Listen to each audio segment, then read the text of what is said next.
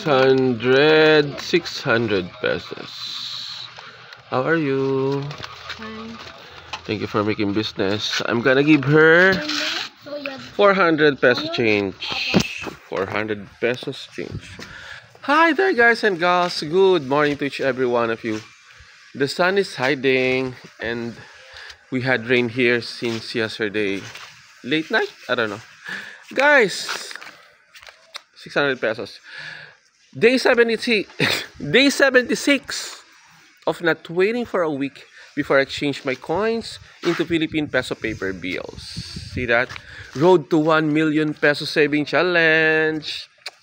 Thank you, Lord, for these wonderful blessings. Guys and gals, do the same thing, okay? Earn, save, invest, and enjoy. Invest on your own, not in any networking or in any pyramiding scams. Not too good to be true promises, business transactions, or any business proposals, any illegal activities, okay? Otherwise, when you got failed, you will feel upset and felt sad.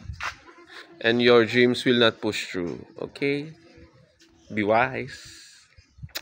But for now, road to 1 million pesos saving challenge.